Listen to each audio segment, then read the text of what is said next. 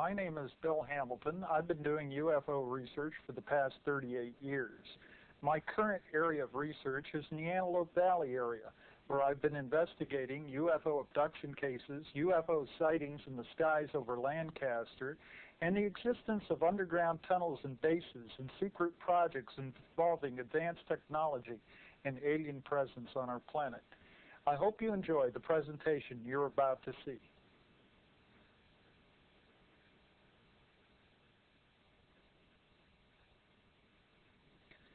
We want to go back in time here, first of all, to give you a little bit of background on the early crash retrievals.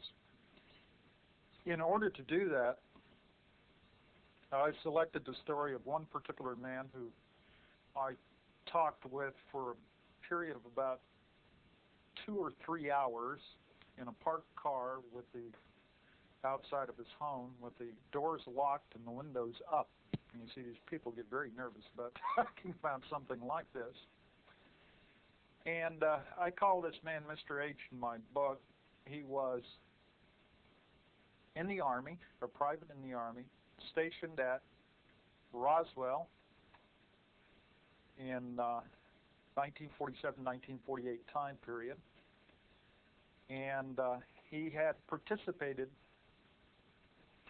as part of his duties with the CID at that time in 2 crash retrievals. Not the early Roswell retrieval in 1947, but one that occurred, he said, in 1948 and in the following year in 1949, and both in the relative same geographical area, which was out on the San Augustine Plains near Socorro, New Mexico. Now, on crash retrieval number 1, they were bussed out to the site in a school bus with darkened windows. When they got there, they saw the disc was sitting on the ground. It was illuminated by floodlights. The disc was about 30 feet in diameter. He said there were 2 alien pilots recovered from this disc. One was alive. Doctors were walking the live alien around for about 12 hours trying to save it, but it died. The disc had one round room with a central column in it.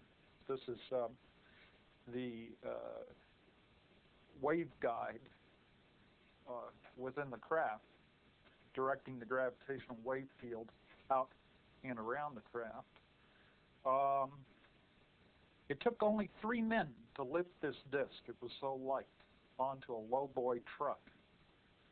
And he accompanied this disc when it was transported overland to the Nevada test site at the Groom Lake Complex, which was a fledgling complex with only about 5 buildings out there at that particular time, no underground installations. When he arrived there for a debriefing. Now, one of the things he told me is they arrived at night, and when the truck lights fell on this one particular hangar, he was astonished to see 2 live aliens standing outside of the hangar. They were about 5.5 feet tall. The hangar doors were opening, and he could see that there was also a special opening to the sky within the hangar, and they were going to take the disc and store it in this hangar. And there were already discs stored inside of the hangar, I believe about 6 of them. This is absolutely amazing when you consider this was 1948. So there were previous recoveries, and they had taken these recoveries up to the Groom Lake Complex. He was debriefed at a long table along with the others on the retrieval team. And something odd happened at the time that he was being debriefed. He was looking at the wall, and he saw pictures on the wall of at least representatives of 6 different alien types. And as he was looking at the wall, he saw coming through the wall, floating through it, one of the small EBE-type aliens holding a black box in the palm of his hand, of which Mr. H referred to this black box as an augmenter. He was amazed because he could see this alien floating right toward him, looking directly at him, and up to that point in time, having participated in this recovery, he was not alarmed, he wasn't upset or anything else, but this really upset him. When he went for meal break to the cafeteria, he noticed that there were areas designated for humans and other areas designated for aliens. The 6 races of aliens he claims to have seen are the human, the orange race, the tall grays with long noses, short grays, and another type that looked something like the photos that was used in Aviation Week, and an unknown type. He commented that humans and oranges could mate. One of the types wore a hand beam weapon on a belt.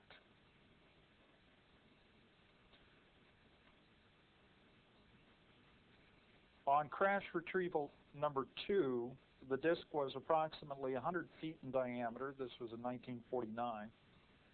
There were 10 dead crew. They were about 5'8" in height. Their weight was no more than about 55 pounds. He carried one body from the craft and said it was dressed in a one-piece suit. He said they later found out that the suit was fastened on via Velcro-type fastening method. The big disc had a conveyor apparatus on the floor that moved the aliens around from one instrument location to another. One of the instruments appeared to be a gauge of some kind.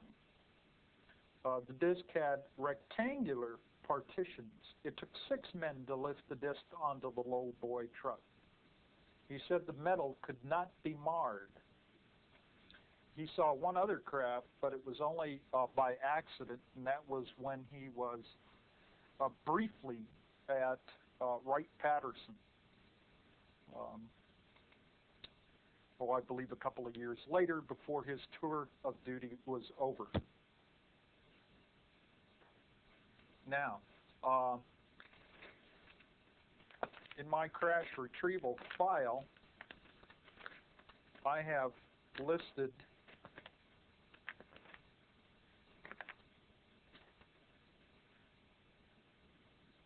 dates and locations of 25 crash retrievals.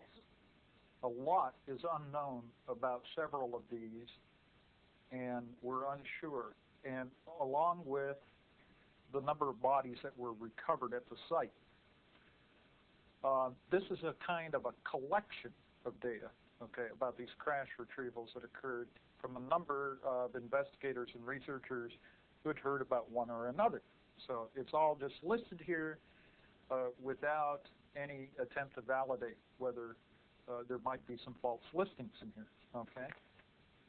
I feel Mr. H was very sincere about the events he participated in, and I heard a kind of a pattern that I have heard elsewhere among people who participated either in crash retrievals or on what I will call alien-related projects.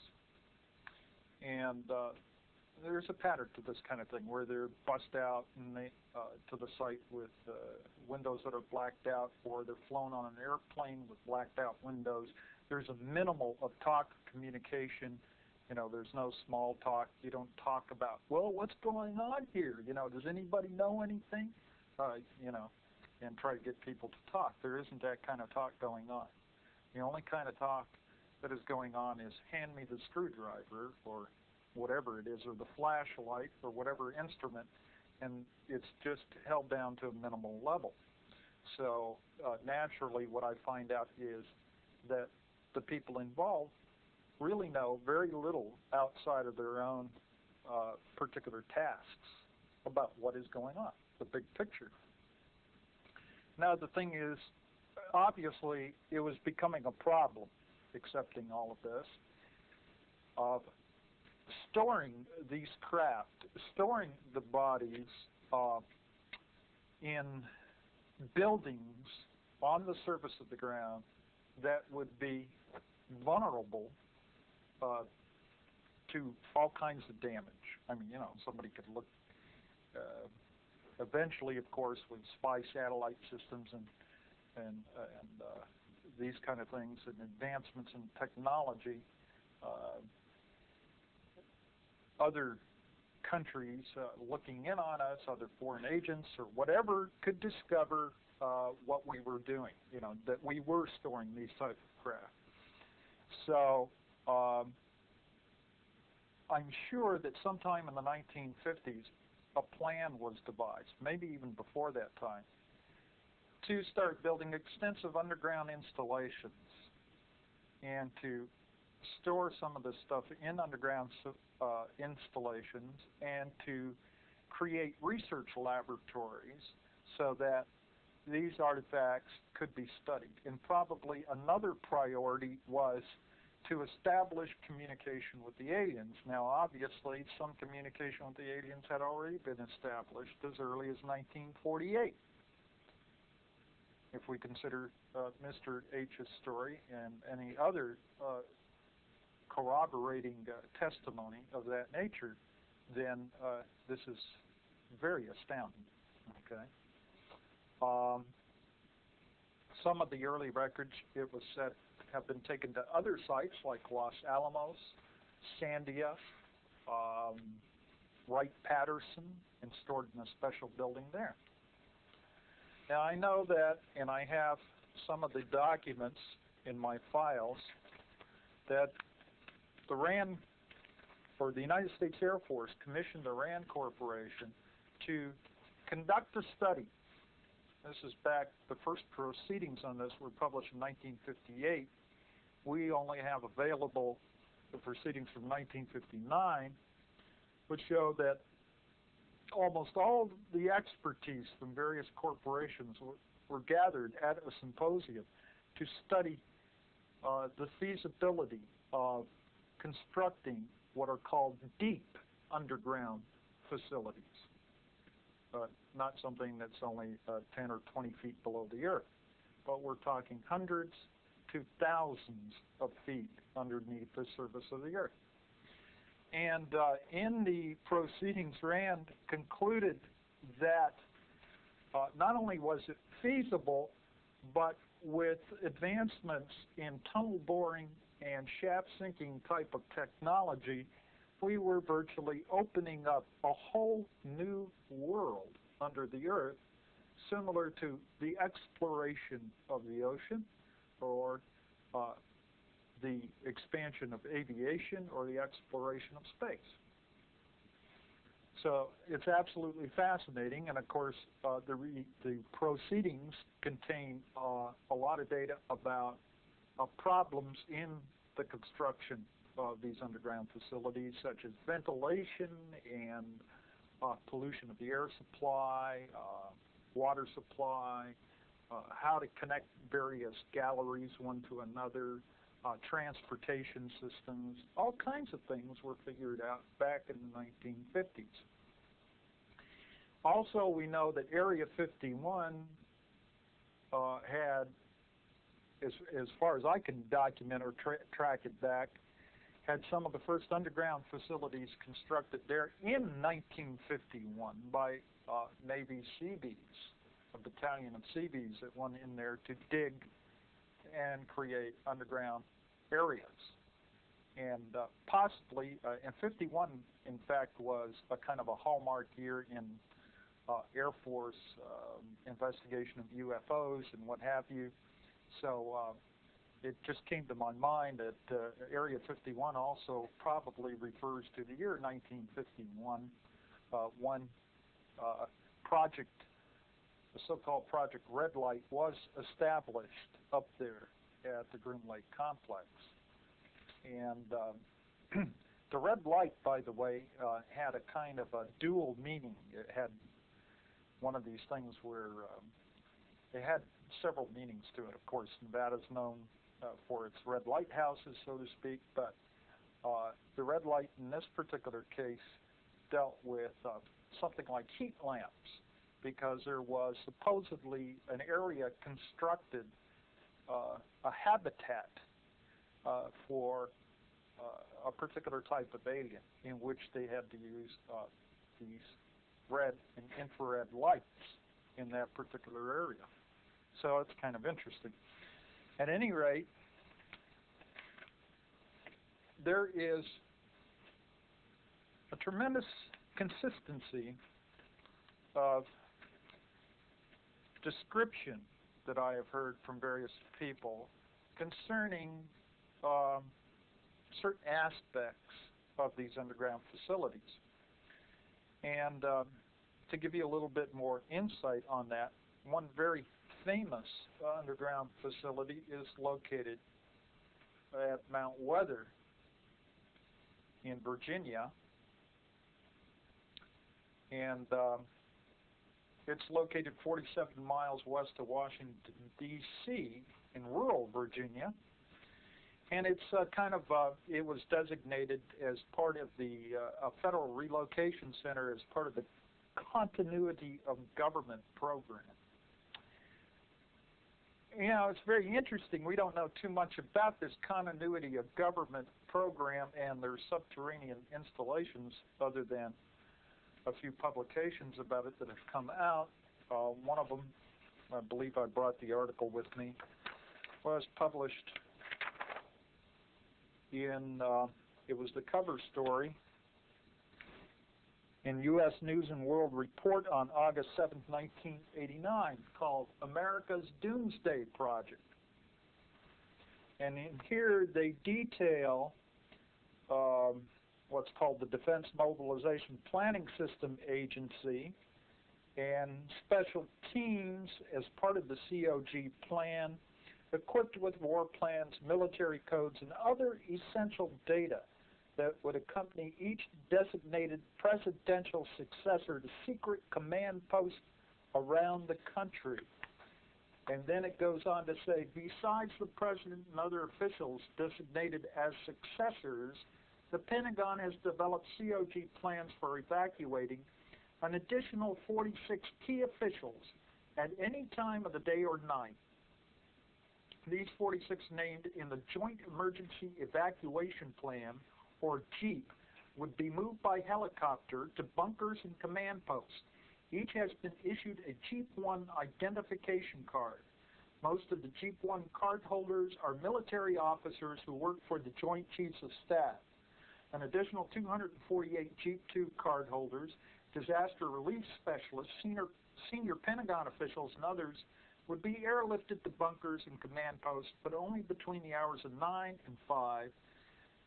An attack after business hours would mean JEEP-2 card holders would have to get in their cars and drive to their designated locations.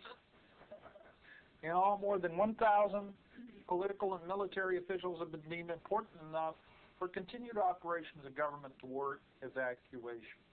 And this is all managed by the Federal Emergency Management Agency, FEMA, and the Pentagon has divided the country in 10 different regions, among which there may be as many as 50 different fallout-resistant command post bunkers, each linked with the others by satellite, ground wave, and high-frequency transmissions. Theoretically, any secret command bunker could be used by the president or his successor during or after a nuclear strike, allowing COG planners to play the ultimate high-stakes shell game. So that's part of an article that came out that was very revealing.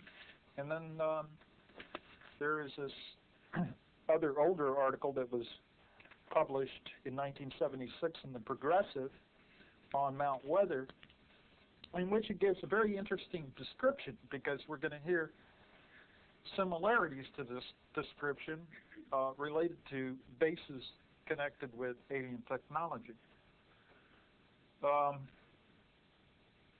Mount Weather was equipped with such amenities, now this is underground, as private apartments and dormitories, streets and sidewalks, cafeterias and hospitals. a water purification system, power plant, and general office buildings. The site includes a small lake fed by fresh water from underground springs.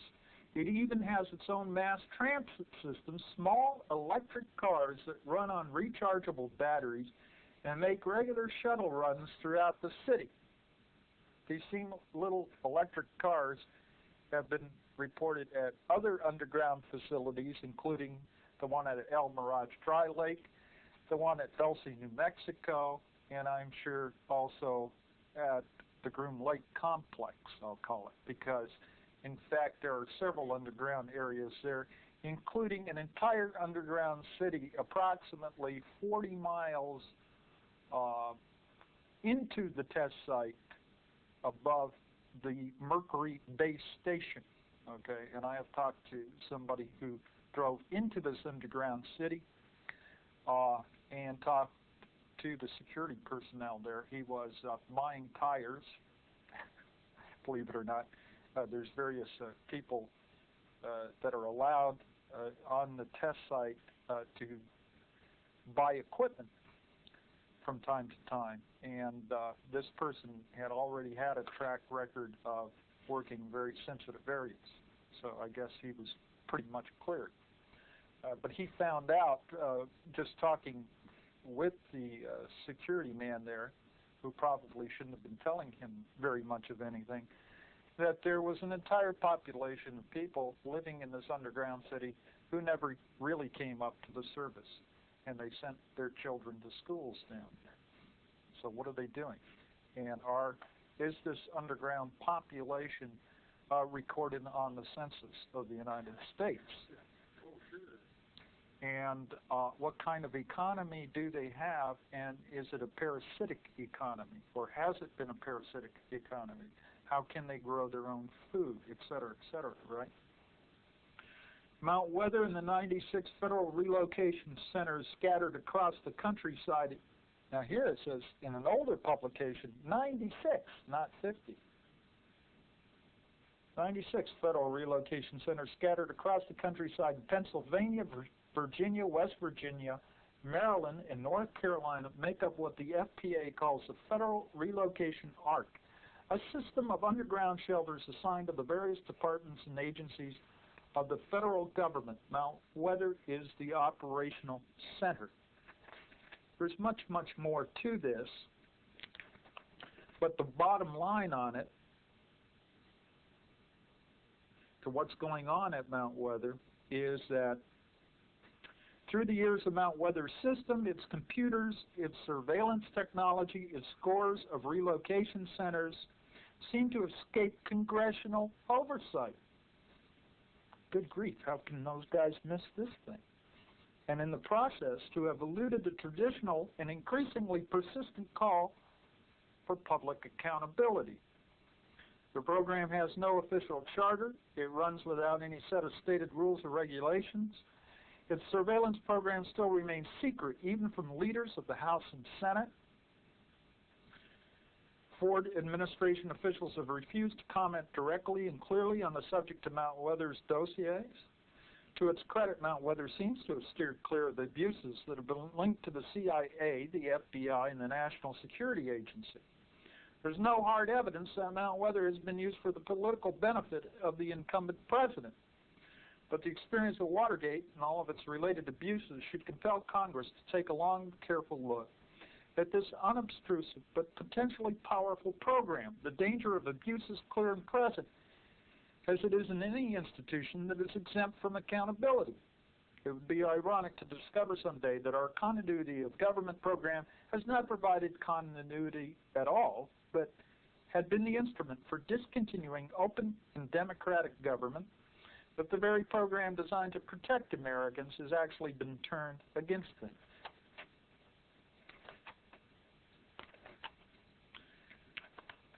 I'm going to talk now about another base,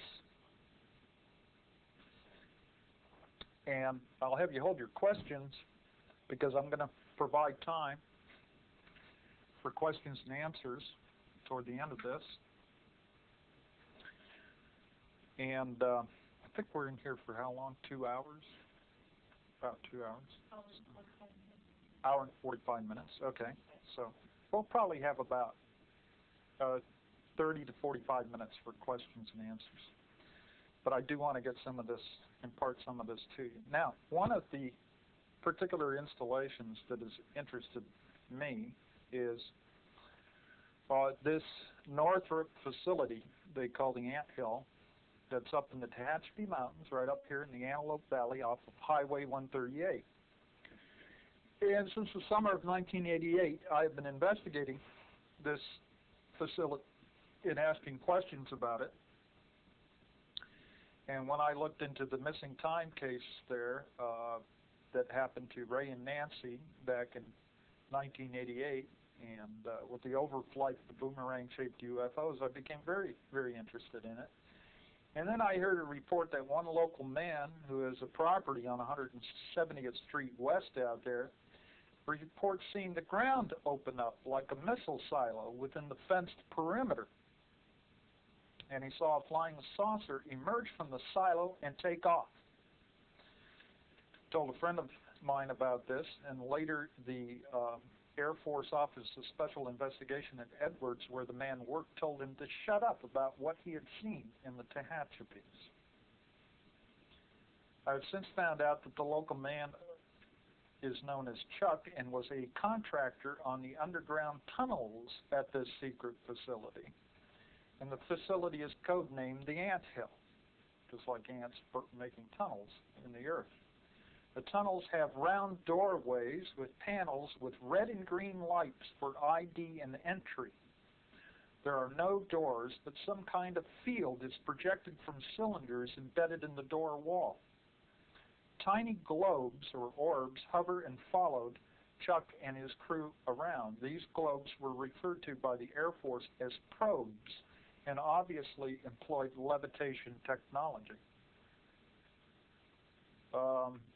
Another friend of mine who I call my super snooper has been out to the Tehachapi site, and on 2 occasions in July and August of 1990 photographed the hovering orbs outside of the facility, and he described the orbs as sun-golden color and brilliant. On the second occasion, he videotaped the movements of these orbs.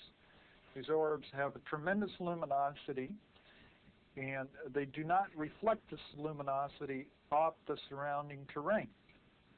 Now, what's really interesting about this is recently it was reported in Science Digest, which I subscribe to, that scientists had succeeded in shining a laser light through monoatomic gas, okay, because they had another laser tuned to a frequency which inhibited the quantum mechanical process of photon absorption of the monoatomic gas, all right?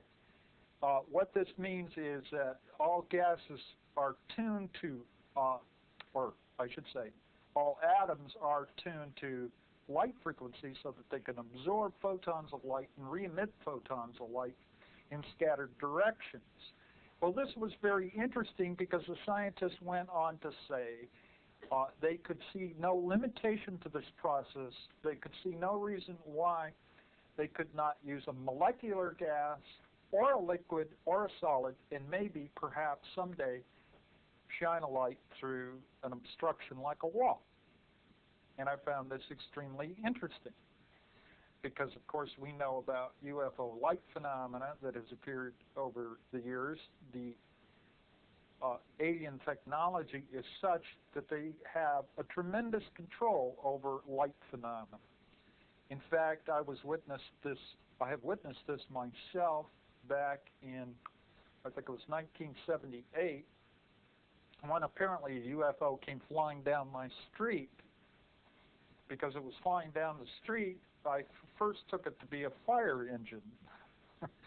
In other words, it wasn't in the sky, it was flying down the street with red lights revolving and everything else. And it was only maybe a moment later that I realized I heard no sound at all, no motor sound, no siren or anything. And this thing whirled off to the left and I think started to ascend. And it wasn't but a minute later that a pulsating beam of light of some kind was coming down the chimney and was flashing in my fireplace, and I could see it, and the beam was truncated. See, if we take a flashlight, if I took a flashlight and put a beam on that wall, that beam is not going to stop until it reaches the wall, right? And it's not going to stop in midair. So how can they, you know, and these light beams have been seen to bend from UFOs. They have been seen to go out slowly, you know, at a slow crawl, and they had an end to them. I mean, something like the lightsaber, right, in Star Wars. So here we have another light phenomena with these patrolling orbs, as I understand it, and they are sensors. They're surveillance orbs of some kind. And I have seen these orbs also myself in the mountains around that area, and many people have seen them patrolling around the Northrop facility, the Douglas facility, and the Lockheed facility. Now we have an informer. An informer came forth through an intermediary who worked at the Anthill on Project StarTalk. He comes forward and says, well, their work there was involved with lasers. He worked in a big building. It was about 350 feet or more. This building is embedded underground. He described a laser that goes through a tripod and strikes a mirror. The laser is modulated with a message as it strikes the mirror and is sent into space. It's a guidance system to bring in UFOs. He also worked at the Douglas facility. He saw a UFO land and was taken down into an underground hangar. Inside the underground building is a huge computer complex. The workers wear white clothing and white socks, no shoes. The computers use a symbol language, and manuals indicate the codes to be entered. There is a large Lexon plastic screen in the room that displays various star systems and galaxies. A wax pencil is used to indicate targets for the laser. The technology is so far advanced that it is beyond our known engineering technology. Somehow the laser is accelerated beyond light speed and interdimensional. Security guards accompany all workers, even to the bathroom. His phone is tapped. It took him 2 years to get a high security clearance. Another man we nicknamed Gopher, another informant, is a brilliant computer specialist and works at even higher levels of security. He worked at the Anthill and also at Hellendale, as well as the Nevada test site. The government paid for his divorce, alimony, and child support. He says that we are working with aliens and alien technology, and it scares the hell out of him. He makes $145,000 a year. He doesn't have a life of his own. He has seen reptilian, aliens, and grays. His work with white-skinned reptoids. Grays are strong and intelligent. He has also seen the orange race, a lot of them. These have been described to me by all informants as looking identical to the people portrayed on Alien Nation. I don't know what to make of that.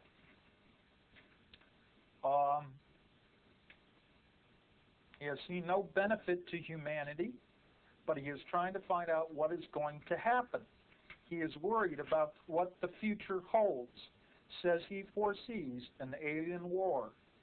They live in underground condos. They have swimming pools, saunas, and a gym. They have a parking lot underground. They work 14 to 16 days. They are not allowed to leave the country and must get permission to leave the state. The main control center is below Haystack Butte on the rocket test site near Edwards. A tunnel runs from Haystack Butte to the underground Anthill facility. He has also encountered and heard of a benevolent group that he only refers to as the Federation. Some of these are looking aliens who are trying to right to conditions on planet Earth. One of these he described as a tall blonde with a white jumpsuit and a green coat over it. He believes these are friendly beings. So we have a very complex situation going on here. One female or Male. Now, just a couple of other items that kind of brought to mind. A little interlude here. We have an underground facility at the Tehachapi's. We have an underground facility at Douglas near El Mirage Dry Lake. Also under a False Dairy Farm out there. Also at George Air Force Base. Also at Edwards. Also at the Rocket Test Site, and also at Helendale. This is just California, okay? And there's an extensive system of tunnels that connect the various installations. Transportation is sometimes by ground vehicle, electric car, or by, if you will, a magnetic train that runs through a partially evacuated tube at very high speeds. There's no mystery about these underground trains. There is, I think his name is Frank Davidson. Well, I have his name here somewhere. He's a professor at MIT, and he wants to bring the underground tube system into the commercial sector and build a coast-to-coast system, 1,500 feet underground. However, the military, government tube transit system and interlocking network of tunnels already exists all over the United States. Here's only a portion of them as revealed to us by insiders. And this is also published in my book of the Southwest area. And that may not be all of them. Recently we heard that one of the vertical shafts that intersects some of the tunnels was discovered by a man out there near Highway 395 back in 1985. Now what he did was he got somebody with cable and sat on one of these little seats and was lowered down this 40 by 40 shaft, and he took a lantern with him, and at about 50 feet down he encountered a tunnel. I think was, I'm not sure what the dimensions of the tunnel were. I think 12 by 20, but I'm not sure of that. And he'd go down some more in another tunnel, and he kept going down until he reached the end of the cable. And still he had not reached the end of the shaft. Now, at a certain depth, and I'm not sure how far down, 500 feet or so, he said there was a lip around the entire tunnel, looked something like titanium to him. And there on down, the shaft was lined with this titanium. He decided to be pulled up again, but he decided he could dispense with the lantern because he wanted to see how far the shaft went down further. So he let go of the lantern and watched the light as it spiraled down into the shaft. But it went out of sight, and he never did hear it hit bottom. I've had friends of mine go out to investigate this particular shaft, and they have seen it. In fact, they asked my super snooper to go out there, and he verified it. And I said, well, did you take pictures? And he said, no. And he takes pictures of everything. He didn't take pictures of this. But apparently they're intending to go back and lower a video cam with a light on it on a cable so we can get video recordings. However, one of the guys that was working on this, he talked to a couple of people who worked on tunnel projects, and they told him, oh yes, we'd go down in the state of California, come up in Utah and take 3 weeks leave and go back down in Utah and have to come back up in another state and what have you. And he said, you probably discovered one of the connecting vertical shafts that was not capped off. And he says, I'm sure that we capped them all off, so I don't know what happened to the cap on that one. Well, this guy's another super snooper that was looking around, and he's gotten into a lot of trouble because he goes right up to fence lines and out into places where he shouldn't be, And the last I heard was they decided to buzz his house with a black unmarked helicopter, and so he's kind of laying low right now. But he's found out a lot of interesting things on his own. And he delivers construction material. He's a construction worker to the Anthill facility. So he's been up there and he's seen the openings into the underground. Okay, so let's get on with the story of the Dulce facility, which I became intensely interested in about 3 years ago when I took a trip to Dulce, New Mexico. And it's a sleepy little Indian town on the Jicarilla Apache Indian Reservation up there, and I believe it's somewhere around 5,000, no, more than that. Somewhere between 5,000 and 7,000. I mean, the elevation up there is tremendous, and lots of snow for many, many months at a time.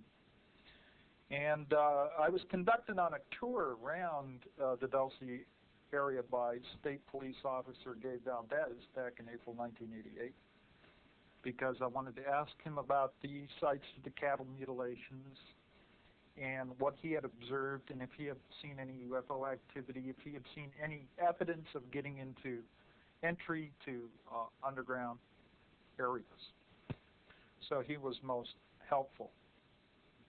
And then I was trying to analyze and get opinions about the controversial information that was released by scientist Paul Bennewitz, who back in 1979, 1980, claimed that he had established communication with little gray aliens at this underground facility up at Dulce. Now, of course, since that time, and Paul has had a lot of trouble, and he has written a book about all of this. And there is a recent article in UFO Universe about the mysterious Paul Bennewitz. But he has been debunked by such researchers as Bill Moore, who feel that Paul Bennewitz did stumble into something, but he was fed a lot of disinformation. Well, I happen to differ, in my opinion, from Mr. Moore, in that I think he really did stumble into something, and they just tried to divert his attention away from it. And some of the people that were involved in chasing Paul around were with the National Security Agency and the Department of Energy, because the underground facility there at Dulce is run by the Department of Energy.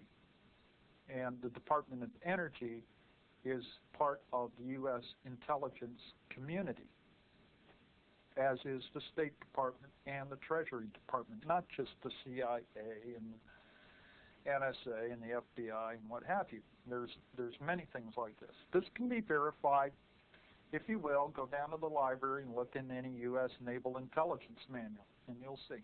The Department of Energy is on the organization chart. I mean, it's little things like that, right, that we should become familiar with. And I find that very interesting since, of course, the Department of Energy controls the Tonopah test site on the Nevada test range.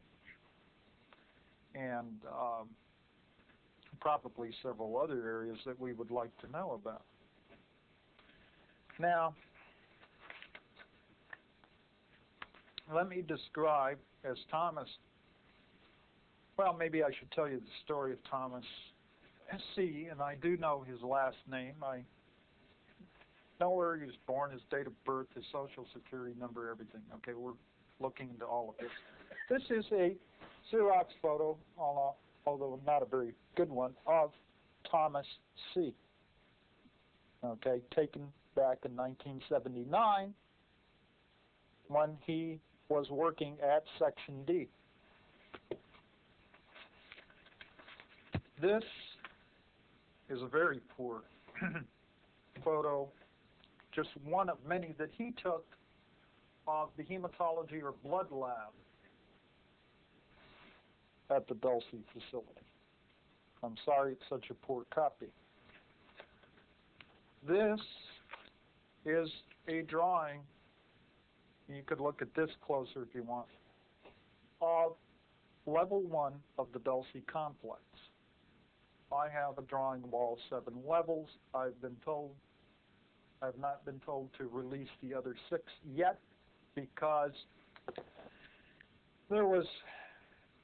we have some key information here in case somebody else comes out, right, and says, well, there's this and this and this in these underground facilities and these coded colors on this level and everything else, right? You go, that's right. We got the baseline information here, and that correlates. How did you know that, right, unless you were there?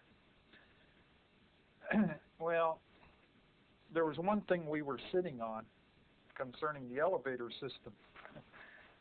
There's many things we're sitting on, but one of them was how the elevator system in this facility, right? And I was having a little conversation yesterday with Jim Cox about this man Connor, and suddenly Jim blurts out about the elevator system over at S4, and my jaw dropped when I realized that he said the same thing, and it was constructed in a similar fashion as to the one at Dulce. So I'm tending to believe that there is probably something quite substantial to this new case, and I'm eager to hear more about it so that I can evaluate it further. Let me give you a little verbal description here. It's a cylindrical underground facility consisting of 7 levels with radiating tunnels and transit systems. Each level has a ceiling of 7 feet, except level 6 and 7, where the ceilings are 45 and 60 feet, respectively. There's approximately 45 feet between each level. The first level ceiling starts at 200 feet below the surface. The average highway transport tunnel ceiling is 25 feet. The hub at the base is 3,000 feet across. The base extends 1,700 paved miles under northern New Mexico from Dulce to Los Alamos and has another 800 miles of tunnels running west. The base is still growing. 20 miles north of Dulce is a large hangar hidden by a facade of cliffs. The ventilation shafts are hidden by bushes or vents inside caves. There are 5 atop the Archuleta Mesa. Security cameras monitor these. There are many types of sensors: radar, infrared, microwave, electromagnetic ground wave, and satellite. Now I'm going to come back to this in a minute, but before I do, I want you to feel the reality of this story. And I'm going to read, if you'll bear with me. It's better if I read it as much as possible.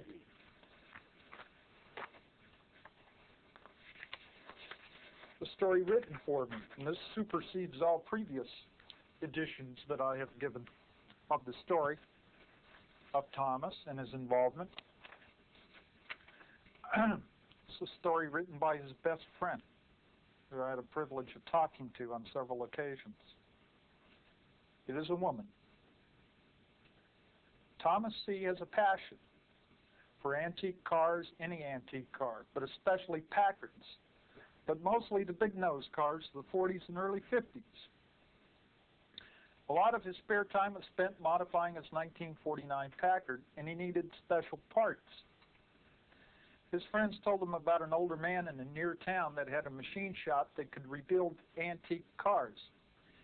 He found Ed West to be easy to talk to, not just about cars, but about anything. Soon the two spent countless hours discussing cars, planes, and the space program. Tom and Ed quickly found they were both fascinated with flying saucers. After a few months, Ed introduced Tom to the organization, a group that did deep research on flying saucers and contactees. Tom completed the initiation, and soon he was doing several assignments at the same time. At that time, 1961, he was in the Air Force, stationed at Nellis at Las Vegas, Nevada. He was schooled in photography, receiving a top-secret clearance. He was given the chance to receive extra training in West Virginia.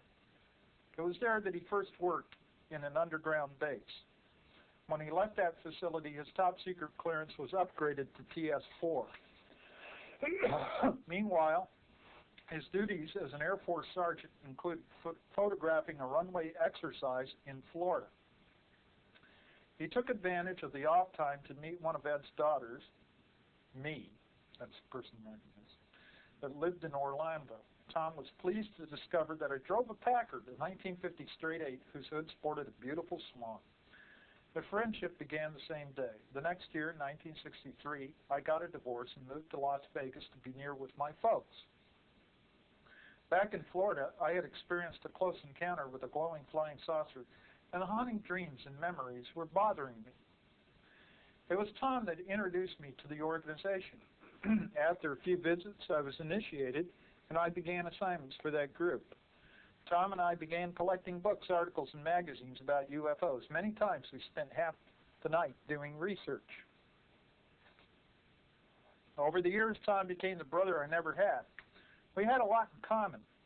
It was only a few months apart in age. His parents were killed in a car wreck when Tom was a teenager, so he looked up to my folks and even called them Mom and Dad. Hopefully this is something that will appear in a future book we're working on, or we're going to put this all together. Thomas stayed in high security photography for 7 years. Leaving the Air Force at the end of 1971, he began working for RAND Corporation as a security technician here in California. Within 1 year, his TS4 clearance was upgraded to Ultra 3. When he met Kathy in 1972, we all knew she was the woman Tom wanted before he admitted it. I stood beside Kathy when they were married the same year. It was spring '74 when Tom told us that in 7 months there would be a baby. On November 7, '74, Eric Scott C. was born. No new daddy was happier than Tom. He gave out cigars to everybody. In 1977, they moved to Santa Fe, New Mexico. Tom had been transferred, and his clearance again was upgraded, this time to Ultra 7. Though he told me he found his new position financially rewarding, he discovered there was more stress. He told me that he worked underground and in incredible security in and for the photography department. His job included all aspects of photography, from large format cameras to mini cameras. It was his responsibility to check, align, and calibrate all the security video cameras from the doors to exit tunnels. His position required that he be armed at all times. 2, it was his job to escort visitors to certain areas of the base. When he finally left the Dulce base, he had earned the security rank of Major.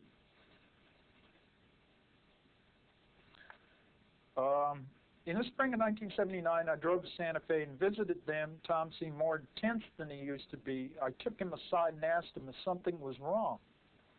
He said he wished he could talk to me about the things at work that bothered him, but he couldn't go into detail because of his high security clearance.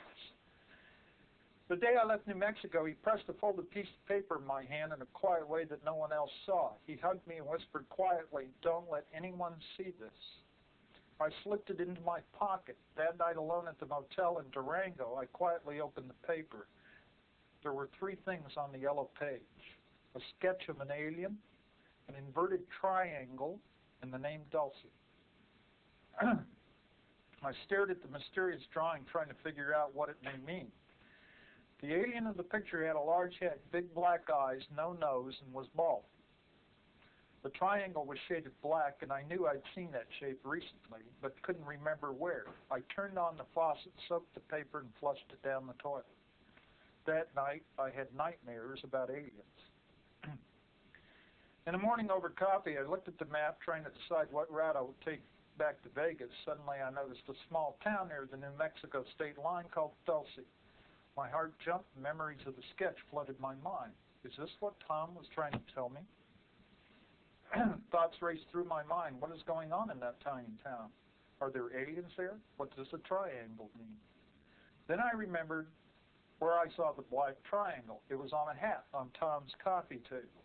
It was burnt orange with a black inverted triangle with gold bands cutting it in 3 sections like an upside-down T. I knew I had to drive through that town to see what I might find.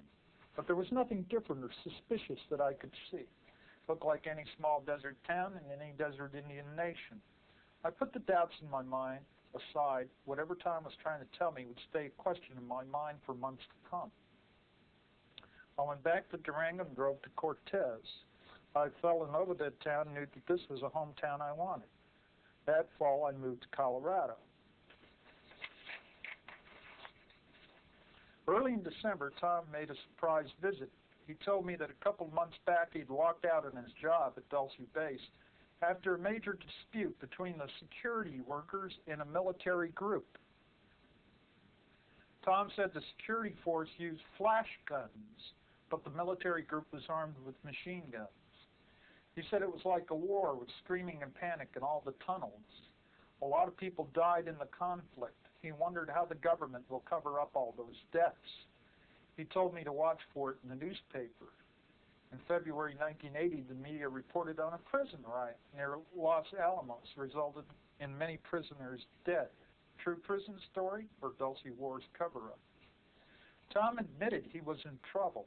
He said he went back to the base hoping no one would see him and took photos, papers, and other items. He said he entered and left through a ventilation shaft inside an ice cave, knowing there was less security there than any other place in the base. After leaving the cave, he returned to a prepared box, put all of it in the box and buried it, then went back to his car, but the security guards were waiting for him. They questioned him as to what he was doing there, but allowed him to leave. On that cold December visit, he told me he was on his way to Colorado Springs and was on the run, and it was hard to keep one step ahead of the group that was looking for him. We discussed the things he said he left in a box near the ice cave. He described how he slipped into the area and retrieved the box with the camera and other things. Tom asked me to have faith in him and that no matter what I may hear about him, I should always remember that he is the same man I've known for years. That evening after dinner, he made several long-distance phone calls. I know he called someone in Idaho, but I have no idea who or why. That night he slept on my sofa, but left during the night. I was really worried. I called Kathy. I knew something was really wrong when she called me by the wrong name and asked if she could call me later, but she never called again. The next day, 3 men from OSI questioned me about Tom's whereabouts. 4 more times in December, other men questioned me, wanting to know more about him. I told them I didn't know anything and said I'd call him if Tom calls me. January found the CIA on my door. I lost track how many times they questioned me. They insisted that I have more information than I'm telling them. Maybe they were right, but the stress was beginning to get to me. My head ached constantly. I had been in a car wreck in the middle of '78 and had headaches a lot. Those headaches seemed to be back. At the end of January 1980, my doctor ordered some tests in a Farmington, New Mexico hospital. Early in February, I entered the federally owned hospital for an angiogram, a simple test that should take about an hour. Something went wrong, bad wrong. I woke up from the test to discover I suffered a stroke. She believes, by the way, this is an artificially induced stroke. She said she had awakened in a room where about the only thing she recognized was the bed and the TV set. Everything else looked like the medical deck on the Enterprise. To her, tell them anything, not for a long time. It was June 1982 before I heard from Thomas. He called me from my dad's. We talked for hours. He'd been in 20 states and 4 countries, and he'd been running for his life. He was in big trouble, and they were trying to kill him before he could tell the world what was going on in that underground base. He told me about his Ultra 7 clearance. I tried to understand what he was telling me, but a lot of it was too deep for me due to my stroke. I couldn't understand the medical papers or the scientific diagrams, but I had no trouble understanding the videotape he showed me, and no trouble seeing the graphic photographs of alien creatures and hybrid life forms. Slowly over the next 3 days, he made me understand his grave situation. He told me all about the Nightmare Hall area. His vivid descriptions of the suffering people in hideous cages overwhelmed me. He told me that many times the people spoke foreign languages. Some spoke Spanish, some Japanese, and some didn't speak English at all. These were men, women, and children of all ages. These were incarcerated down on level 7, and was the site that caused Thomas to doubt what he was told in his briefings. I asked who is doing this and why. Tom told me that our government has a treaty with an alien country, and the aliens have been on this earth for countless centuries. He showed me pages of alien-written material in the translated papers. I was horrified and terrified when the abominable truth sunk into my reeling brain. I've known Tom for many years and have never had a reason to doubt his word. When he told me that Kathy and Eric had been kidnapped and were being held in the subterranean base, I knew he was telling me the truth. He asked me if I would help him. There was no hesitation. I would do anything I could. He needed a safe place to hide all the original papers that he took from the Dulce base and the other things he gathered to prove there was an alien conspiracy. I knew the perfect hiding place. Well, the rest of this is they had all the material put in a container, went to an associate at EG&G and had it specially wrapped. Then they took a road off into the desert, into rugged territories near a mountain, went up about 6,000 feet, and buried it at a certain location at the foot of this mountain. And I have been to this location as recently, well, first went there about a couple of months ago to do a kind of recon of the area and kind of judge what we would have to do to hike up and recover the material.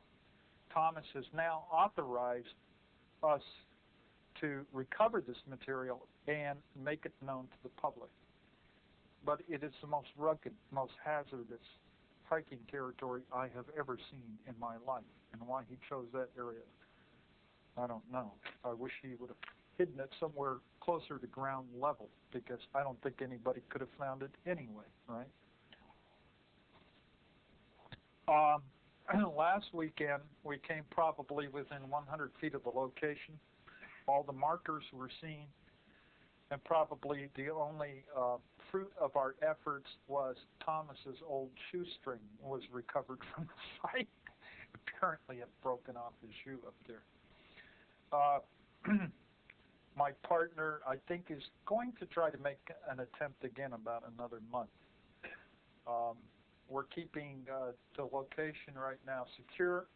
We don't want any interference or trouble. I'm not saying from friends, but we feel that we have discussed this enough that we're sure that they're aware of our activities.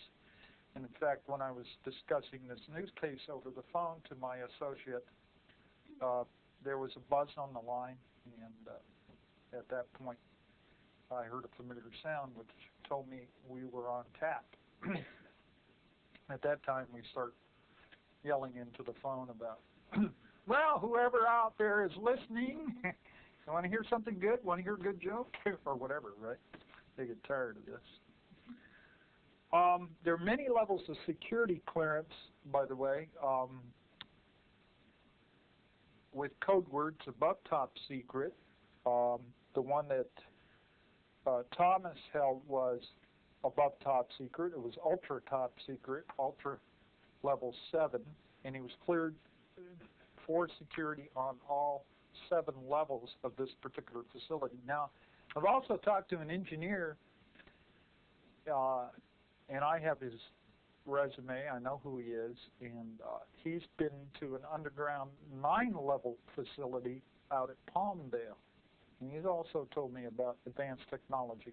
I'd just like to repeat one thing that he told me, and that was, if there's anybody here that doesn't believe in aliens, then they've got a big surprise in store for them. Some of the levels above Ultra that Thomas mentioned to us were Umbra, Stellar, G27Z, Triad, Universal Military Training, Universal Military Service, Astral, and Subastral. And there's Magic. There's also something known as Cosmic Top Secret, by the way, and that is a valid level, but it was more used in NATO than over here. There are Greys and Reptilians in the underground facilities. The Reptilians have their own base called Duke, Dugout, Dutch, or Dross, indicating Draconian. The Drax use a symbol of a dragon with its tail in its mouth, circled with 7-pointed stars in the middle. They stay near the service. They choose to hide and avoid contact. They are soldiers doing a job, and usually there are 2 or 3 at a job site. They are not to bother humans unless the humans are endangering their post. Most of them are not hostile and won't kidnap you, but may blast you with a flash gun that may paralyze you. Causes a temporary blackout. The reptoids speak and their voices are harsh and whispery with heavy S's. They are stronger than humans. They find humans smelly. If you see one, approach it only with arms down, hands open, and palms facing forward. If you fight your fear, he may talk to you. The best defense against Greys is mental control. Strong or bright lights hurt their eyes. They avoid the sun. Nonsensical words will confuse them.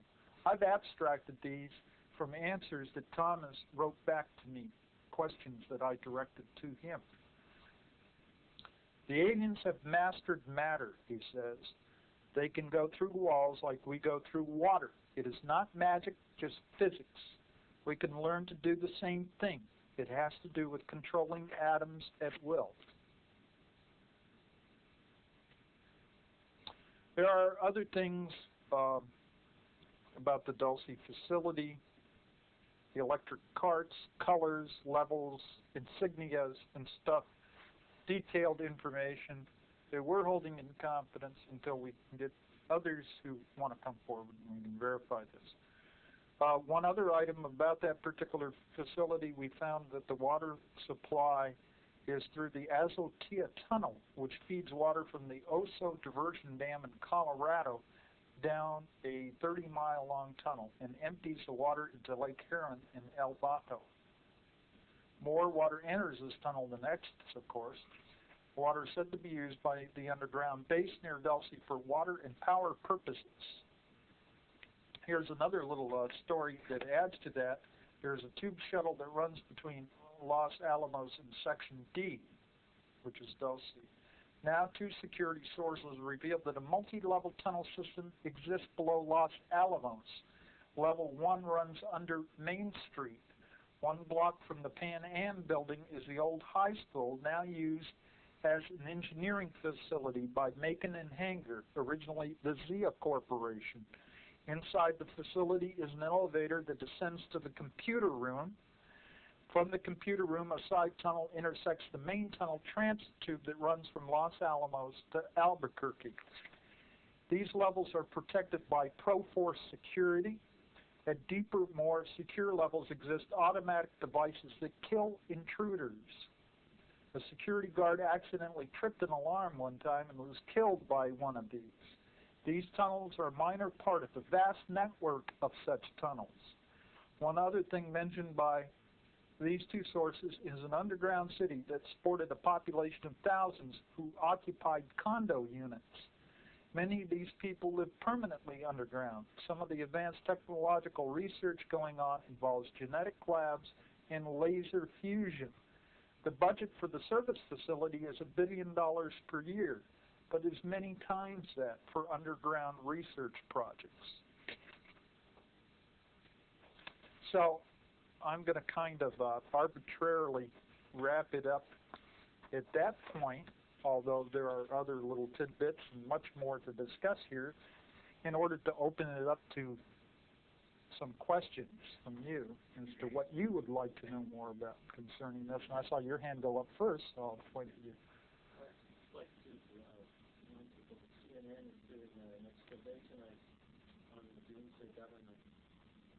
Right, probably this continuity of government program and on the underground shelters.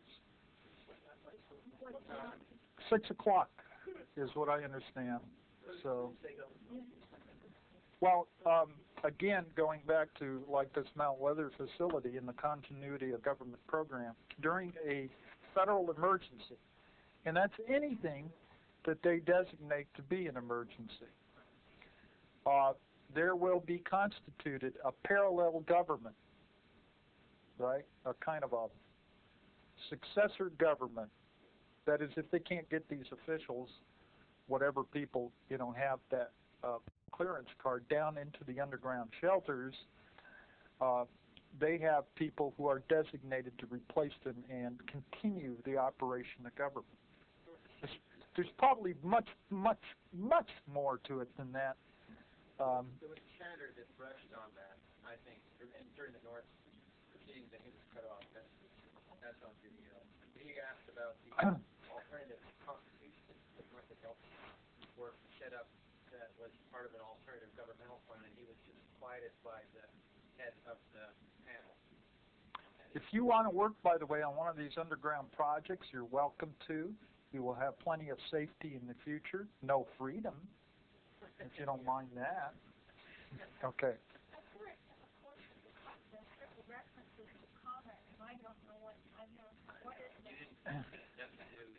Yeah, that's a brand new issue. This is allegedly a secure. She's asking about a man named Connor. I refer to a man named Connor. That's just a pseudonym. He did give out his real name, Derek. Okay. His first name.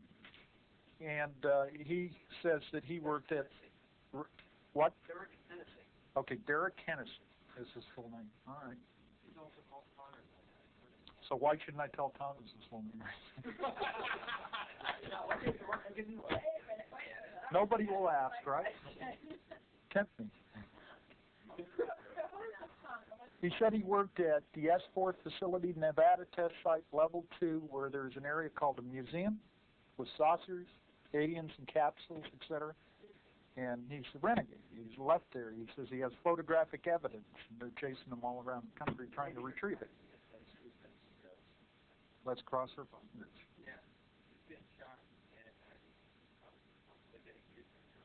So how many people are in this room are going to be real up close to him so you can listen to what he says?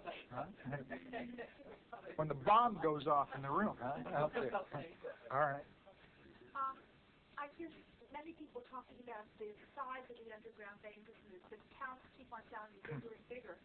But yet I don't hear everyday people that do hauling jobs and pull dirt away and deliver construction equipment. Like the Alaska pipeline, everyone that did that kind of work was gone for a year. They were up there making that money. Right. These things are so huge that they just don't put people in the CIA and have them dig tunnels. No. Where do the people that actually do the hard work? I have met construction workers that work on the tunnel project. Enough of them to account for it. That's what I'm saying. No, just a few. Just a few. Right. Right. They do more work than that.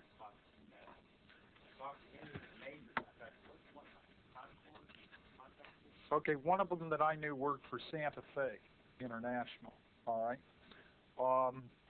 One of the things you have to realize is this is not an ordinary contractor working on the Alaska pipeline. Okay, this is a contractor who, by his record in the military or whatever, okay, is cleared for top secret work. But they get these guys to drive. So they're not going to, and they're not going around talking about their work. You understand that? But no, this fellow I talked with, they were striking with it. We need a contract to go out in the middle of the desert for concrete, 24 hours a day for about 2 weeks, and no one can work it. See, once I put out the word, I have had people like that approaching me and just telling me all kinds of weird stuff, just like something he just mentioned there. These people are out there, but they feel intimidated. Now, I'll tell you, in fact, I was talking to an electronics technician that worked on black projects, and it wasn't alien related. it was like this side of the dividing line, advanced technology, okay? His phone was tapped. The security guards walked him to the bathroom. They looked over his shoulder when he was working on printed circuit boards, okay? Things like this. They talked to his friends to see if he was saying anything, right? It's more severe when you're in the alien technology areas in that you also undergo drug and hypnotic treatment. I know this is amazing, right? Okay, back there. What do they do with all the earth that they Well, in some of the, over at El Mirage, we saw huge mounds of dirt. It's right out there. You can photograph it. I mean, it's not hidden. And down the Tehachapi, there's a huge wash of the this plastic cement that they use as a binder in building construction.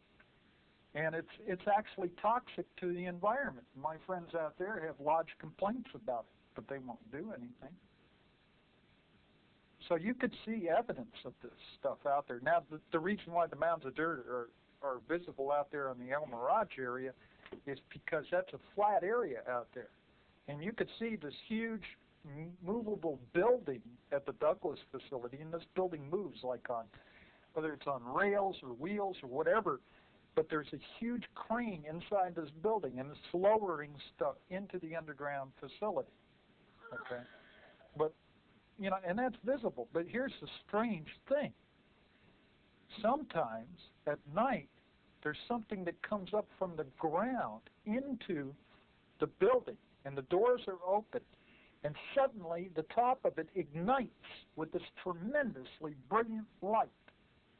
And it's so impressive that one of my super snoopers said that he felt like getting down on his knees and worshiping it if he was, you know, of a more primitive bent, right? Because the interior of this building, he said, remained dark. You know, if you turn on a light in the room, see all the light reflecting off the walls, right? So definitely eyewitness evidence of advanced technology in a known aerospace company complex. Another question. I've read a number of instances that there's a very, very ancient system of underground, very deep homes. Would they be connecting with these? Well, if during the course of the construction, I'm sure that if they ran across any of these and they were still usable, they'd probably try to make use of them. But I've heard that there are more of those down in South America. And there may be some up here in North America, I don't know.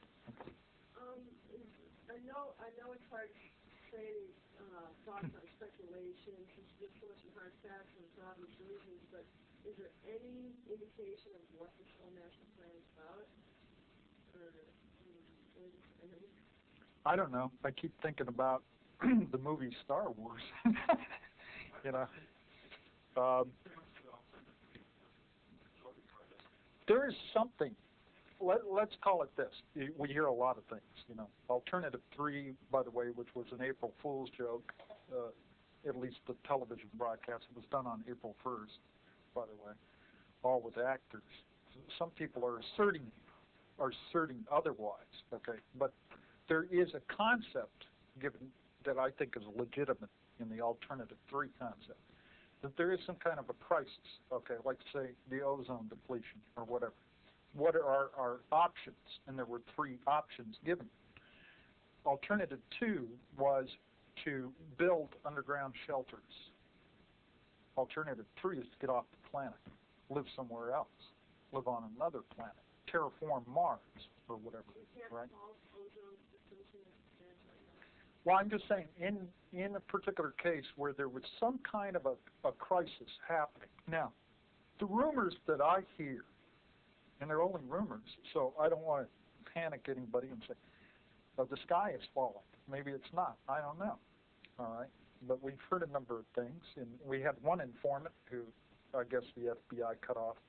He was with NASA at a secret observatory out there, and he was feeding us stuff, including, I've got a Xerox of a photograph of some of the things, artificial objects they were photographing in the high atmosphere. But every time I get a line, like on Project Star Talk, the FBI comes along.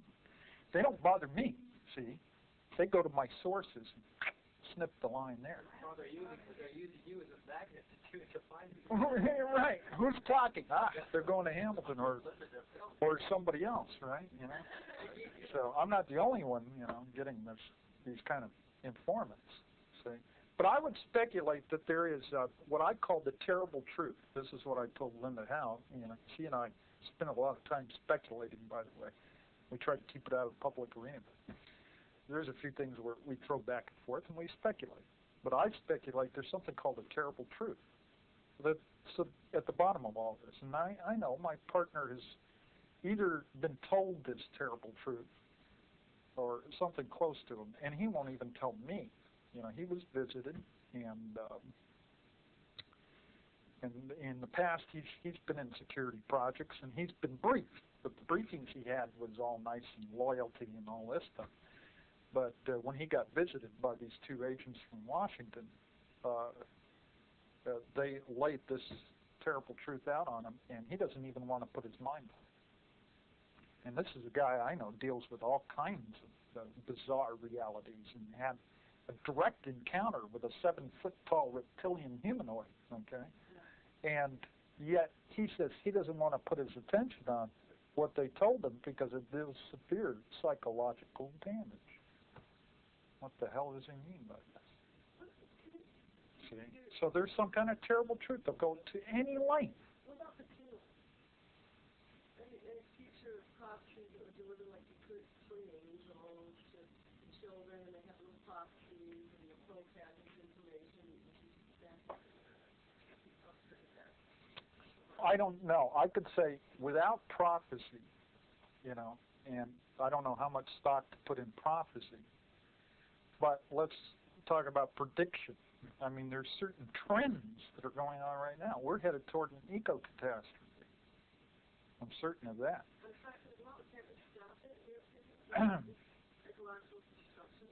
Yeah, but are we? The thing is our momentum such that we're just, you know, already part of the railroad train is going off the cliff, so to speak, right? And who's going to grab the end of the train and pull it back up? I don't know. And, well, when this guy, Thomas C., smuggled out these documents, why didn't he make an attempt to connect with some type of media to expose immediately? What he did was he made 5 copies of the documents and got them to trusted friends, okay? And he decided, at that time he didn't know what to do, okay? He was on the run from state to state, and then he left the United States, connected up with a band of a renegade group, okay? And they have their own underground base in another country. And he claims to be in contact now with benevolent aliens that are helping them out, okay? Resisting whatever was going before. But I guess he was just running too much and couldn't make the connections that way, and just trying to stay alive. And he was also very concerned at that time about his wife and child, who the security team took into, they captured them, okay? And we're holding them prisoner, and we're trying to negotiate with them to get the material back. How long have you known where the location? Not long. I've known that it was buried somewhere for some time, but it was only last April that we were given the authorization to go ahead and recover the material and make it public as soon as possible, because Thomas is predicting that there is a conflict coming up, and that we're not aware of. It's going on now, okay, but that we're not aware of it, but we will soon become more aware of it because it will become more overt. There's apparently a conflict between different alien groups right here. Your last statement segues into what I was thinking of. Several speakers or groups express they feel there is a timetable, either the big 90s they refer to or something within the next few years.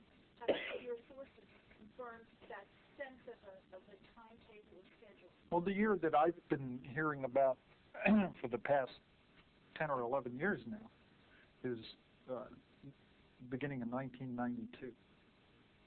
Okay, we're going to see a lot of things breaking out, all hell breaking loose. You know, a lot of sightings, abductions. I don't know what the heck is going to be going on. Right? So what should we do?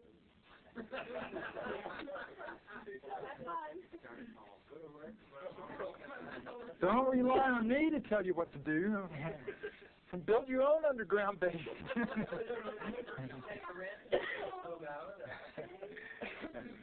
Okay, another question here. Let me check the time. I have a quick observation followed by a question. I'm very impressed though this time in your earlier talk, you referred to a light, a bright light that doesn't illuminate around it. It happens when I was 16, Farm Road, in fact, in the middle of the night. I saw such a phenomenon. I'll never forget how impressed I was and how absolutely unchanged it was. I passed it the first time and it was so strange. We drove back up to it and took a closer look. So I know for a fact that can occur. You know, I just saw it at one time. But here's my question. This story that you read was quite interesting.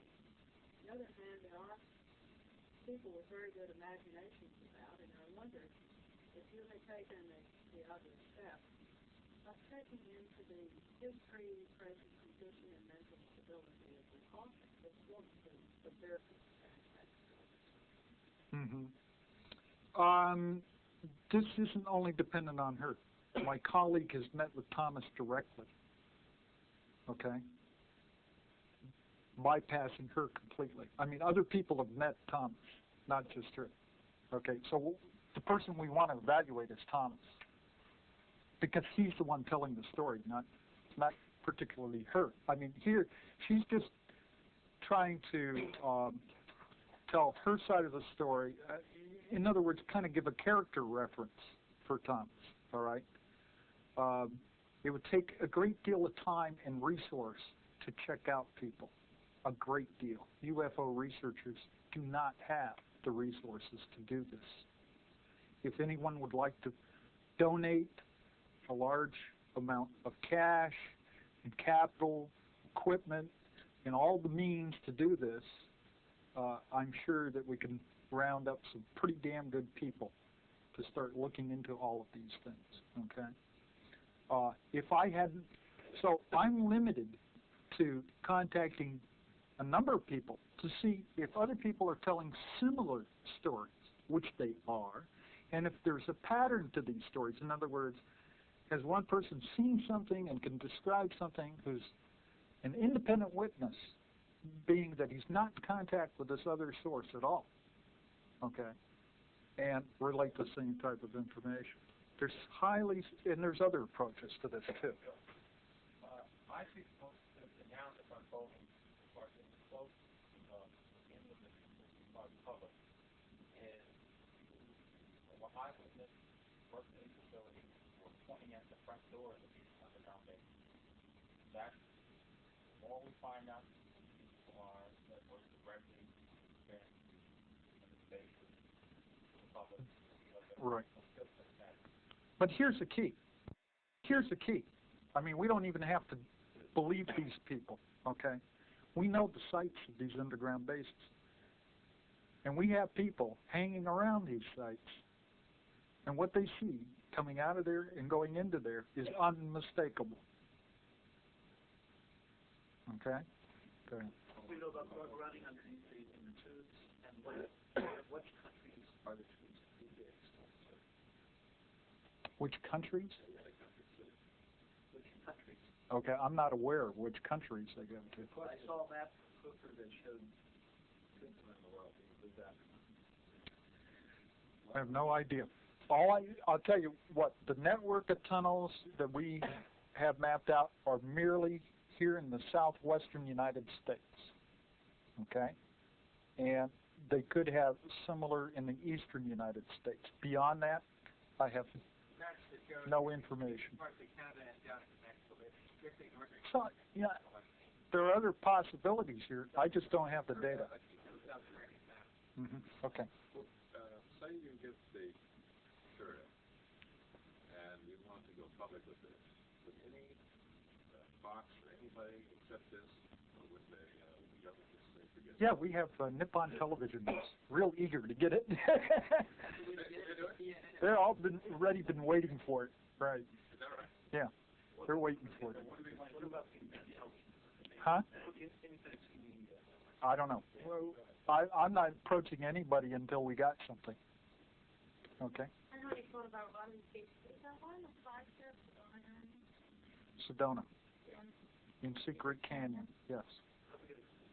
In fact, Secret Canyon is the only other place that I've seen the jumpers, the vehicles that I've described in my talk, jumping from position to position, which we see out over in Lancaster skies. The only other place I've seen them is out over Sedona. They strobe and they jump from position to position. One clarity on what you said, a 9-level underground station you mentioned briefly was where? Palmdale. Palmdale. Right. And I believe it was under the area of Air Force Plant 42 out there. Is there a complete list? No. Hey, this goes on and on. I mean, I've been approached by ex-Air Force officers who told me, yeah, I've been in underground bases, and engineers, Boeing engineers, Lockheed engineers, technicians. Hey, it's starting to add up. It's starting to add up. One thing I've heard was George Bush, when they had the war over there, and George Bush was on vacation. He asked him, George, you're sitting here on vacation, how are you going to know what's going on the world? He said, you can be assured that I have facilities here at my vacation site to know what's going on around the world. I show you that little cabin sitting up in the mountain, it's got to have some tunnel system going, drawing right up to it. Well, okay, let's have about 3 more questions. Go ahead. About the atrophy or residential space area of Palmdale, is there anything we can see driving around? Sometimes there's no guarantee, but sometimes a lot of times we see the jumpers out there frequently. I can give you a verbal description, but the thing is, you probably wouldn't know unless I started pointing out to you what it was doing. And you need binoculars, okay? And you need to steady the binoculars either on a tripod or on a surface of some kind so they don't jitter around. But they're out there.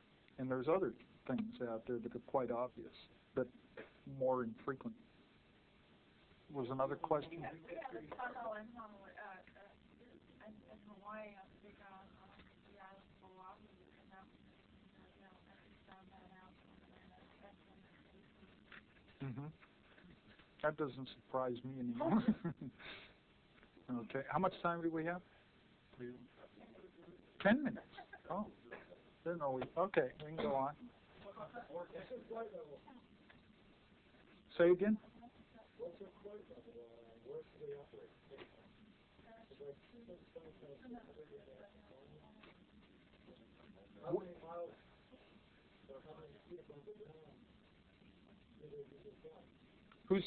Which ones are you referring to? Of the UFOs? How many feet above the ground? If you go out to the desert?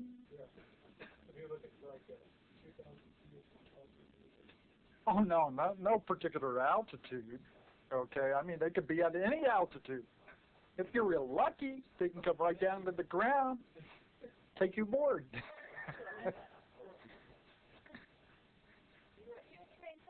Put out their little tractor beam.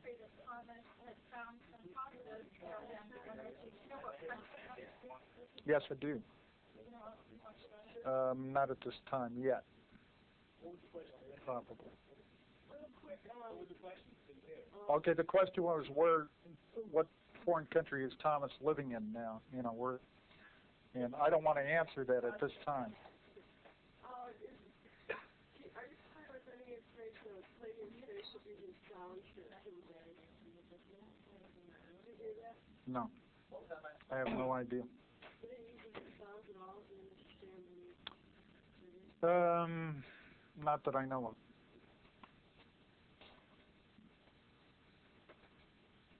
So any more questions anybody has?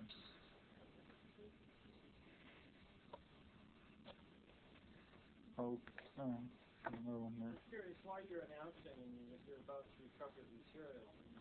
Surely if they wanted to go and snatch it, you know when you're going to do it more or less. They didn't bother us at all on this last trip, and we announced it. But don't you think it's material? We've got to kill most of it with darn low, and if they're nation, you got however the place with darn low wants to snatch it. You know what? After seeing that area, I think they're thinking, why bother? Let those guys go up and get it, and we'll wait till they get back before we bother them, because we don't want to bother with that. You know, I don't even want to go back up there. I'll tell you. That's what I'm saying. That they, you know, if that's what they're thinking they're snatching it. Could be, but like I said, there are duplicates of this material elsewhere, and the people who have it say if they do not hear from him, see, he reports in on a periodic basis. They do not hear from him on this periodic basis. Assume he's dead and get the material out. This is being threatening him with his wife and child. Oh, he doesn't care about that anymore now. There's a reason for that you won't believe. When people that work in underground facilities, let's say the technical, highly, you know, the ones that have high security clearances, obviously they can't just change jobs and decide they want to work in Silicon Valley and things like that. So what if they were, did they ever have a chance to recycle? I don't know. Look at Donald Menzel. Oh. That was amazing. I mean, here's a guy that appeared, he was an astronomer, he's a leading astronomer. He has books, textbooks that he's written, and he used to debunk, he was before Philip Klass, he used to debunk UFOs. You know, they're just mirages of light moving around against the clouds and things like that, right? And then suddenly it appeared, this MJ-12 document appeared, a briefing to President Eisenhower, and Donald Menzel was mentioned there as being part of this MJ-12 team. And somebody says, are you crazy? I mean, here's a chief debunker, right?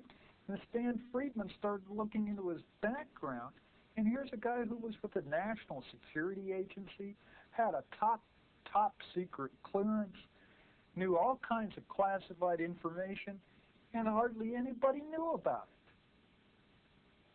Working in the public sector, see? So you don't know who might be working there. In fact, the guy showed up at the real estate office out in Victorville, and he heard the woman there who had my book mention Dulcie, and the guy turned white, and he said, where'd you hear about Dulcie? He says, I never knew that was made public, you know, like that. Okay. So what do you think about this whole document? Undecided.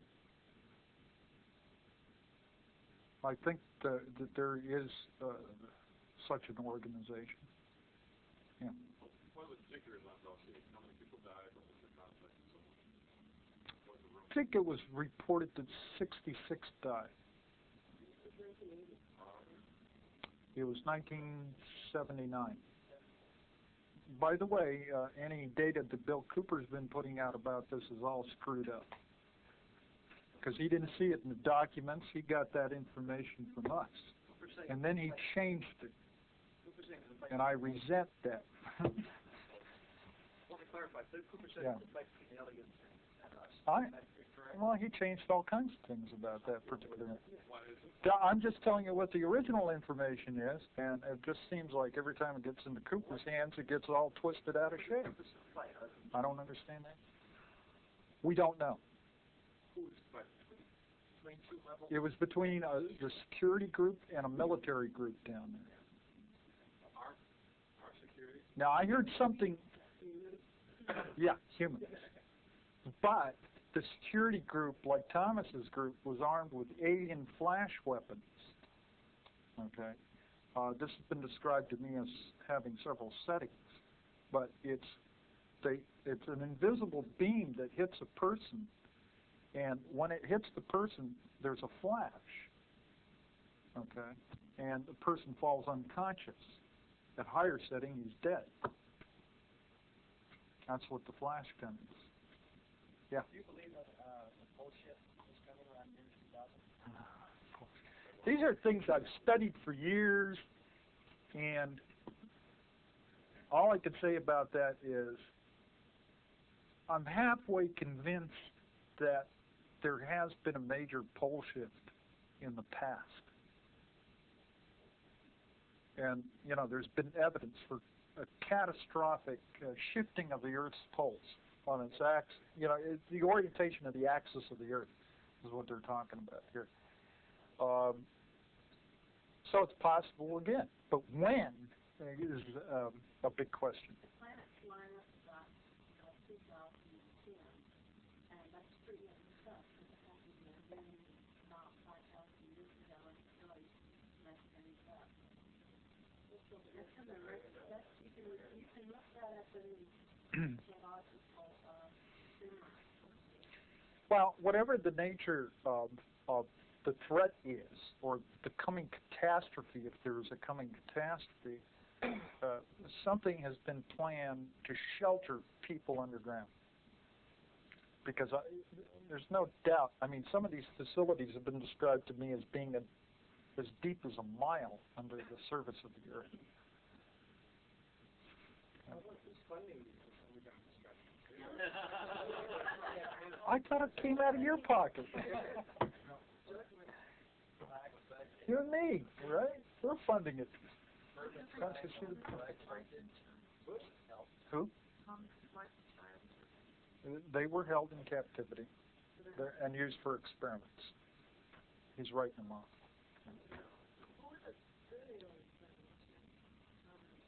Who are the good aliens? Us. No. Now, the good aliens appear to be Nordic human types, similar to apparently ones that I encountered back years ago. They apparently met with some of the early day contactees and told them various stories, probably partial truths and things like that, but they appeared to be friendly and benevolent. They have distinguishing features. Apparently, some of them. No, they're all, you know, they're not all like blue-eyed blondes, okay? Some of them have dark hair. And,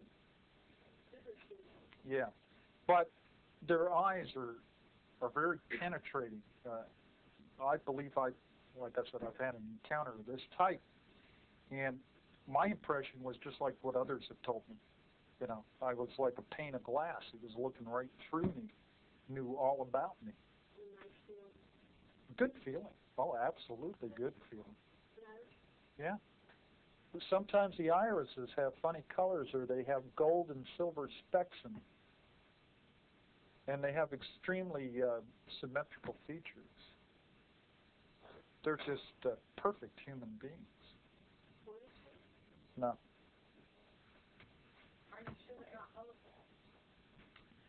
No, not when they sit in coffee shops and order hot chocolate. I don't think so. I'd go right through the hologram.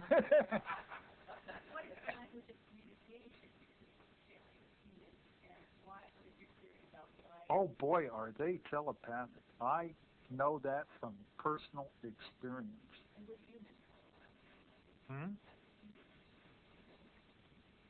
Well, you can talk to, the human type, I mean the ones that are like us, they can speak any language.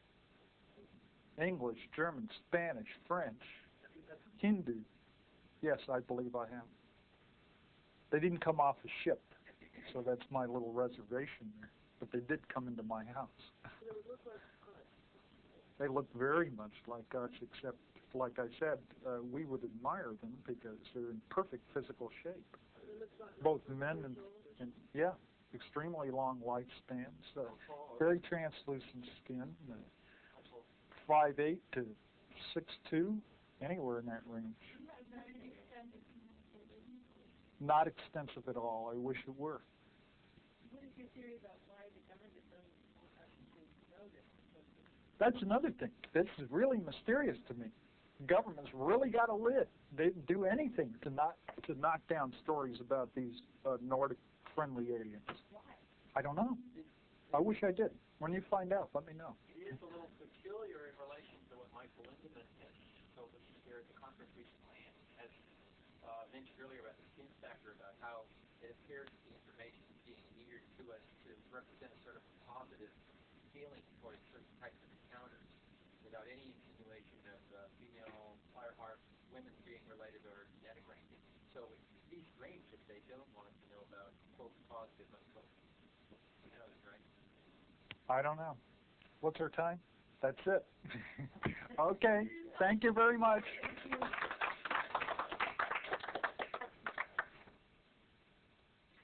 I know more of you would want to contact me for more information about my activities or my monthly meetings in Lancaster, and you can contact me at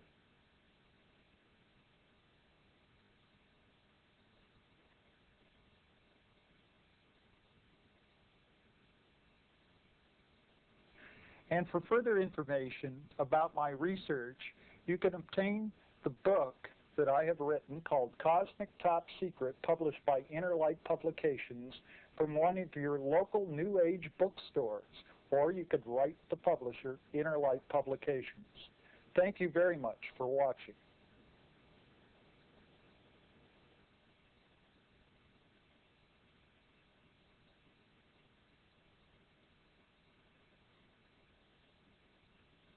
Hi, I'm John Lear. I'm a captain for a major cargo carrier. Please join me with Linda Moulton Howe on One-on-One.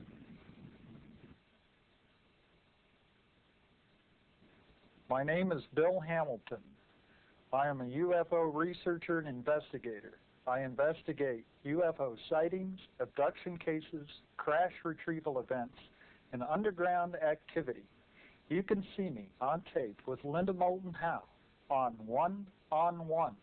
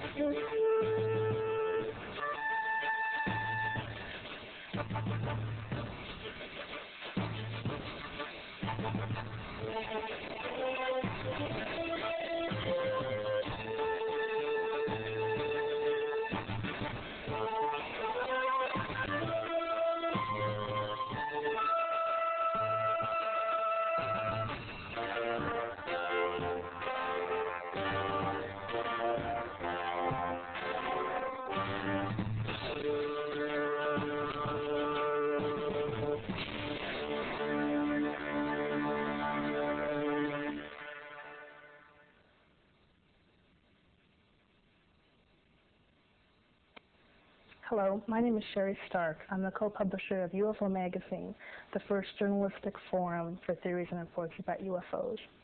When Vicki Cooper and I started the magazine in 1986, there was very little, if any, serious reporting on the subject. Basically, it was your tabloid coverage or occasionally a cursory or a comic relief mention in the mainstream press. Since that time, there has been growing public interest in the subject, starting with a couple of best-selling books, and there have been documentaries, and there have been talk show guests, and a lot of interest and a lot of types of information out there about the subject. But in some senses, it's even more confusing because there are so many different kinds of information that are subjective that the general public often is turned off to the subject as a whole.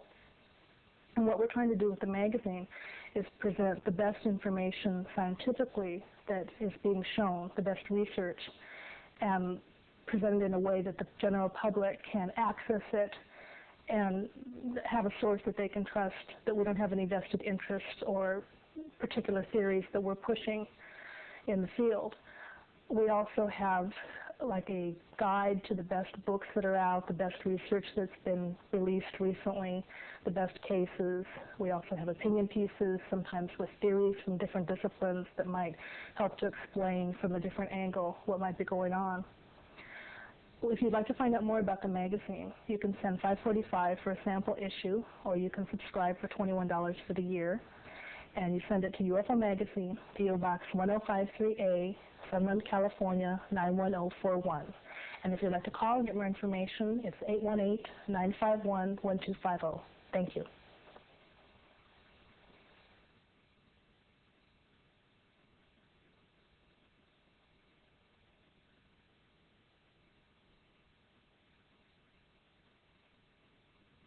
This has been a presentation of Lightworks Audio and Video.